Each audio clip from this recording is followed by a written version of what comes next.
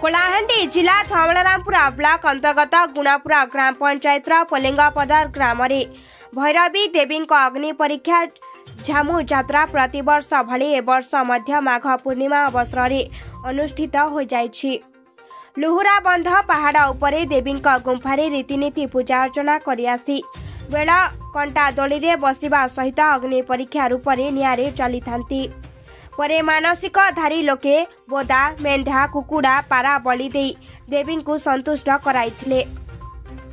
एही यात्रा कमिटी पक्षरु निमंत्रित अतिथि रूपे कांग्रेस दलर धवलरामपुर पूर्वतन ब्लॉक अध्यक्ष श्रीमती द्रौपदी माझी, पूर्वतन जिला परिषद सभ्य श्री मुरलीधर नायक, कांग्रेस वरिष्ठ कर्मी अशोक कुमार सिंह, कांग्रेस कर्मी लांजीगढ़ आसीथिबा श्री फकीर मोहन माझी, जन सापेती, सुना सिंह पराभई समेत पलिंगपदर ग्रामर कांग्रेस दलर शताधिक कर्मी और यात्रा कमिटी सह समस्त ग्रामवासी उपस्थित थिले।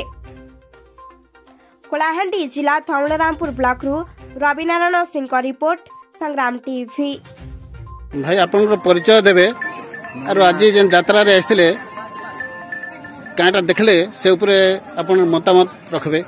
मोर ना सुना सिंह पराभई 2 नंबर जून सभापति कांग्रेस रो आउ मते गाँ वाला भी इनभाइट करथिले 3-4 दिन आगरू। मुई भी द्रौपदी नानी के मुरली दादा के आमर बलभद्र सार सबके मुई फोन करथिली मोर हिसाब रे सब लोग आसी थिले। बलभद्र सार तो नहीं आसी पारी तांकर पुत्रा के पठे देथिले फकीर दादा के आउ आसिकिना यात्रा देखलु। अति सम्मान हिसाब रे आमके गाँव रो कमिटी मने एटा कले गाँव रे जाइकिना तापरे झामी यात्रा से जंजा जगह निया मानले जेन पूजारी मने बहुत सुंदर हिसाब रे यात्रा करिथिले। यात्रा प्रति वर्ष होचे प्रति वर्ष होची। आज केते खण लोग उपस्थित थिले यात्रा रे? मोर हिसाब रे 3-4 हजार लोग तो थिले सर।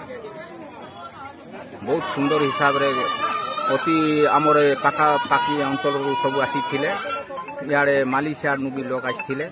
बहुत सुंदर यात्रा गोटे एटा।